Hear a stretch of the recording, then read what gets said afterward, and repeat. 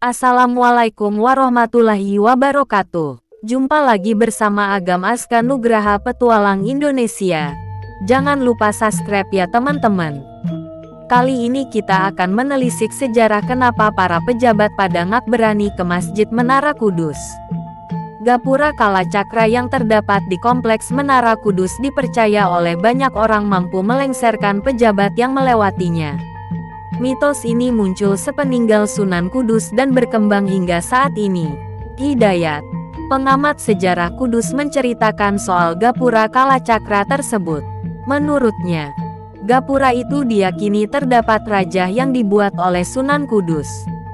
Hal itu bermula dari perselisihan antara Arya Penangsang dengan Joko Tingkir yang saat itu tengah berebut tahta kerajaan Demak. Namun, Hidayat tidak mengetahui secara pasti tahun peristiwa tersebut berlangsung. Dirajah ketika dilatar belakangi konflik Demak, Arya Penangsang merasa berhak atas tahta Demak. Sementara saat itu tahta Demak sudah beralih ke era Joko Tingkir.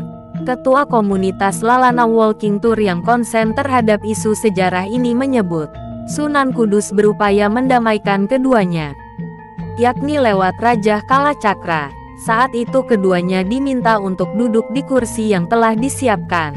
Dari beberapa versi itu menjelaskan kalau Arya Penangsang merupakan murid Sunan Kudus, sehingga dibela oleh Sunan Kudus. Tapi karena Arya Penangsang ambisius, dia salah duduk kursi yang diberi Raja Sunan Kudus. Akhirnya Arya Penangsang kalah. Raja itu dipercaya kini berada di gapura pintu Menara Kudus. Dan sejak saat itu, banyak yang meyakini jika gapura itu memiliki daya magis. Bahkan beberapa pejabat mempercayai jika melewati gapura itu akan lengser. Terlepas itu lengser atau tidak lengser, sebenarnya bisa diambil pelajaran, yakni ketika memasuki area makam atau masjid harus menanggalkan keduniawian. Sifat sombong juga harus dihilangkan, pungkasnya. Sementara itu, pemerhati sejarah sekaligus dosen IAIN Kudus Moh Rosyid mengatakan, mitos Gapura Kalacakra tidak perlu dibesar-besarkan. Dia berpendapat agar masyarakat lebih berpikiran rasional.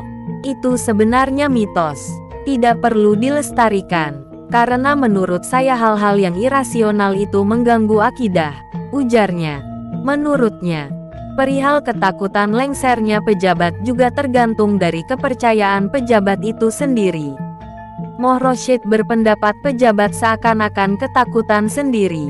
Pejabat yang lengser itu harusnya dimaknai karena kinerja yang tidak bagus atau memang ganjaran dari Allah SWT, bukan semata-mata karena kekuatan Raja Kalacakra. Kalau saya melihatnya seperti itu, yaitu teman-teman sejarah yang dipercaya masyarakat Kudus sampai sekarang. Sekian dulu ya teman-teman, tolong jangan lupa subscribe, biar channel Agam bisa berkembang. Semoga yang subscribe dilancarkan rezekinya. Sampai ketemu di Agam Petualang Indonesia berikutnya.